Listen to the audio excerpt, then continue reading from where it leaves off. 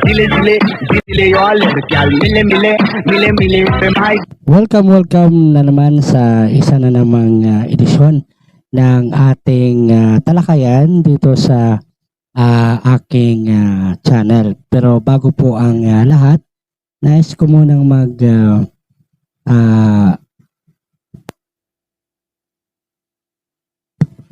shout out sa mga sulit subscriber natin, no? Kagaya ni Marie Planter Vlog at kay Manang Kati or Ate Kate at sa kay Ate Elsa Lorico. Maraming salamat po, no, sa pag-subscribe sa channel na ito at sa mga silent subscribers ng channel na ito. Shout out po sa inyo. So, nakaraan guys, na talakay natin ang sign and symptoms ng depression. So, kagaya ng sabi ko sa naunang video na tatalakayin din natin ang causes ng depression. So, alam nyo guys, maraming dahilan or cause ng depression. Pero, meron po ako ditong inihandang apat na common na dahilan ng depression. No? At atin itong himay-himayin, atin itong pag-usapan ang apat na dahilan ng pagiging depressed, no, ng isang tao. So wag na natin patagalin. Una-una ay yung genetic, no? At pangalawa naman ay yung environment, no? Pangatlo ay yung personality, no? At pang-apat ay yung biochemical, no? So pag-usapan natin ang apat na mga yan. So dito tayo sa genetic, no? Ang isa sa mga dahilan ng depression daw ay yung genetic. Ibig sabihin nito guys ay namamana po ito, no? Namamana po ito ang depression, let's say sa iyong pamilya. Kung meron kayong lahi na nadidepress or nakapag-suffer ng depression, ay may posibilidad ito na mamana, no? Mamana ito ng mga salin na lahi ninyo. Well, disclaimer po muli, hindi po ako doktor, no? Hindi rin ako psychiatrist, pero ang facts na ibinibigay ko sa inyo ngayon guys ay base ito sa pagre-research ko, no?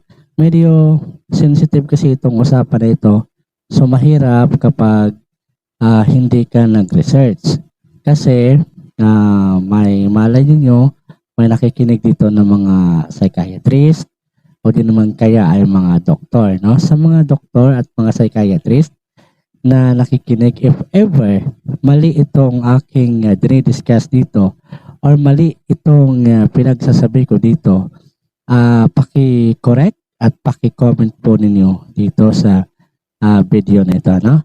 So, muli ay ang isa sa mga dahilan ng depression is yung genetic or namamana ito, no?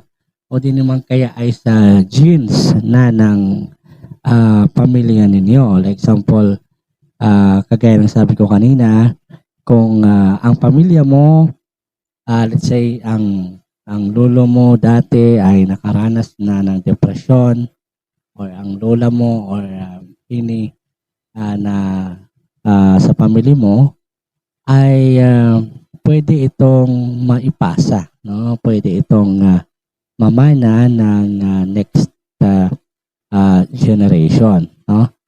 So ibig sabihin nasa genes na ang depression. May mga tao kasi guys na ganun talaga yung pamilya nila ay may or nagsasuffer na ng disorder na ito, no? So next ay ang environment, no? Ang paligid or yung kung yung community, no? Sa lugar. At paano nga ba nagiging pagbigay depresyon ng environment? Kasi paligid lang naman yan. So, pwede itong natidepress ng isang tao kapag ito ay example, namatayan.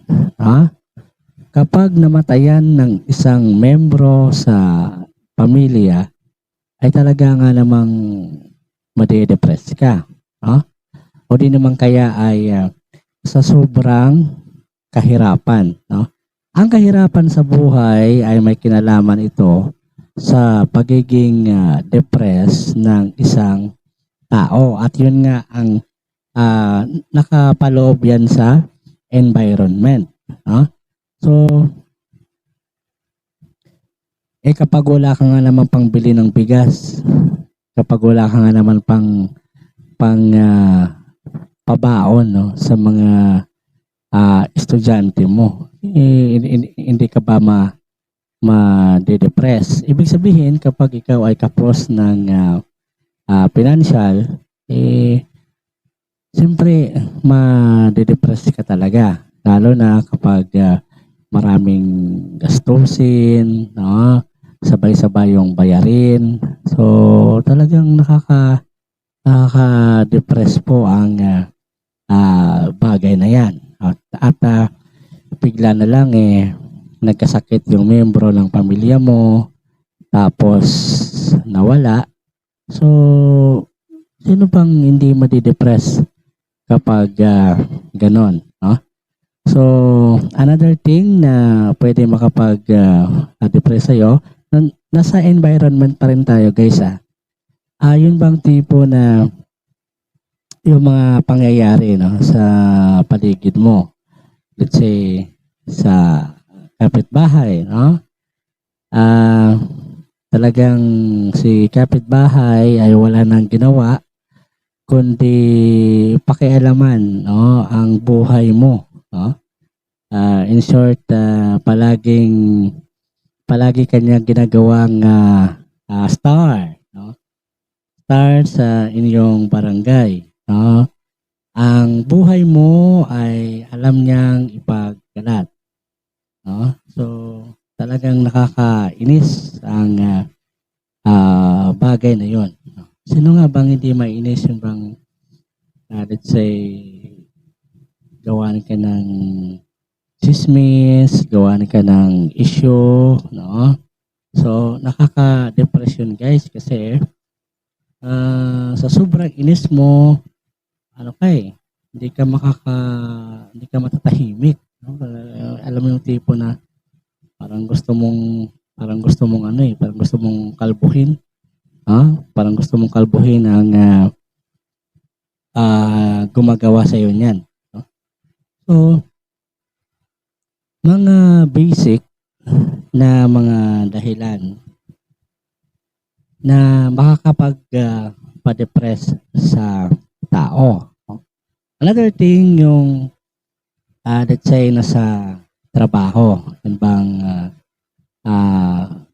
yung mga ka-workmate mo wala nang ginawa kundi pag-initan ka, no? Yun bang tipo na wala na silang nakitang ibang pwedeng gawa ng issue, wala na silang nakitang pwedeng pakialaman yung buhay kundi ikaw lang, no? So, gusto mong kumprontahin, gusto mong pagsabihan pero hindi mo magawa dahil umiiwas ka lang na magkaroon kayo ng tampuhan, no? Sa loob ng trabaho. Kasi alam nyo guys, napakahirap ang sitwasyon na meron kang kagalit, no, sa trabaho. Nakakarindi, no? Hindi ka makapag-perform ng trabaho mo ng maayos kapag sa loob mismo ng workplace ay meron kang kinakainisan or meron kang kasamaan ng loob. So, may mga tao kasi talaga na na mahilig makialam ng buhay ng may buhay. At andyan dagdagan pa yung inggit, no? Naiinggit sila sa'yo. So, gagawan kanila ng issue, gagawan kanila ng mga dahilan para masira ka lang sa boss mo, o di naman kaya sa visor mo, no? So, mga bagay guys ay inis, no? Nakakainis isipin na may mga ganon. At siyempre, ma-depress ka din kapag palagi na lang ganyan, no? So, yan ang maidudulot ng sa environment. Yun ang nakakapaloob sa environment, no? So, next ay yung personality, no? Dito parang medyo hindi ako I don't know, pero para sa akin, based my personal opinion, ayon kasi sa na-research ko, ang personality daw pala natin na mga tao ay may dahilan din, no? Or isa din sa magiging dahilan na ma-depress tayo. Bakit? Kasi kapag ang personality mo daw ay negative thinker ka, so that is cause of depression, no? Kapag yun bang tipo na palagi na lang negative ang iniisip mo, let's say nasa workplace ka, kunwari, yung sinasabi mong ay nako, marami na namang mga deadline, no? Matatapos ko kaya ito agad, mga ganon. Yun bang tipo na hindi mo confident or hindi ka confident sa sarili mo, no? Kapag ganun daw guys, ay may posibilidad na nagsasuffer ka daw ng depression kapag ikaw ay tao na negative thinker. Yun bang wala kang believe sa sarili mo, wala kang masasabi nating hindi ka confident, no, sa sarili mo. So that is cause ng depression, no? Kung magiging cause din daw yan ng depression. Compare sa mga tao na positive thinker, no? Yung mga sa mga tao na positive kung mag-isip. Ibig sabihin, kung ikaw ay negative thinker, maging dahilan nga na ikaw ay ma-depress. Isa naman sa tao na mga positive thinker, malayo ang dahilan na sila ay magkaroon ng depression, no? So, yun ang pangatlo na dahilan or magiging dahilan ng pagiging depressed ng isang tao. So, last yung biochemical. Ito yung biochemical guys, yung bang may kinalaman ito sa utak, no? Kapag nagkaroon tayo ng biochemical imbalance sa utak ay magiging cause ng depression, no? ito siguro kasi sa utak natin, maraming mga ano diyan, maraming mga ugat or maraming mga hormones na nandiyan sa utak natin at kapag hindi yan nagpunksyon ng maayos, ang tawag diyan is biochemical imbalance. No? So kapag nagkaroon ng biochemical imbalance ang utak natin, ay magiging cause ng depression. No? So, yun ang 4 na causes ng pagiging depressed ng isang tao. Muli ulitin ko, bakit ko nga ba ito tinatalakay? Bakit nga ba natin ito pinag-uusapan dito? Alam nyo guys, ang depression ay isa sa pinaka mahirap na sakit ng tao. Na kung hindi marunong mag-handle, ang nagsasuffer nito ay magiging cause yan ng kamatayan. Bakit? Kasi kapag hindi niya nakaya ang depresyon na kanyang nararamdaman, pwede siyang mag-commit ng suicide. No? So, muli, ulitin ko, kagaya ng sa part 1 ng discussion natin about depression, na ang pag-commit ng suicide ay hindi po sagot. No? Hindi sagot sa problema. Hindi solusyon sa problema ang pag-commit ng suicide. No? So, isa pa,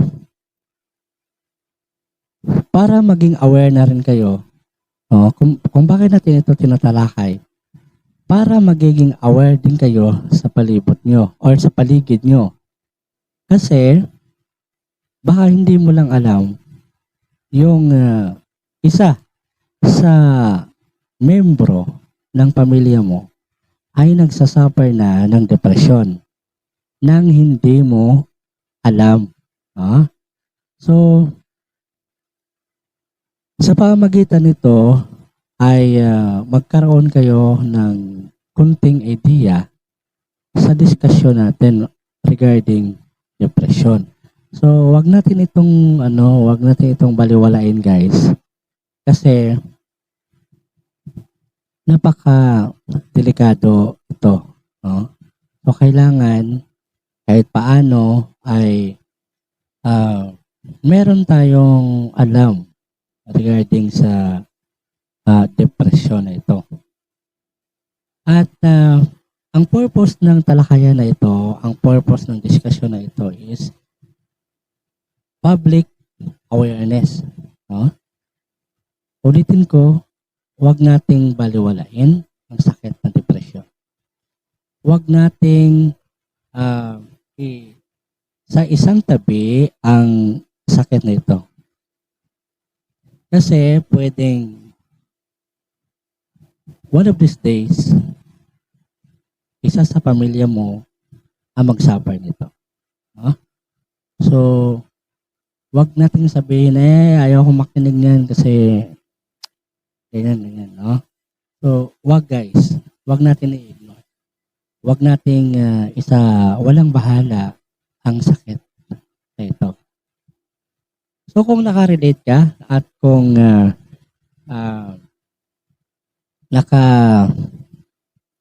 nagandahan ka sa audio video na ito, please like and subscribe at pakiiwan na rin ng comment mo sa baba kung ano ang iyong masasabi.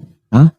So muli, ito si Soil ang nagsasabing maraming salamat po sa iyong pakikinig at hanggang sa muli, bye-bye.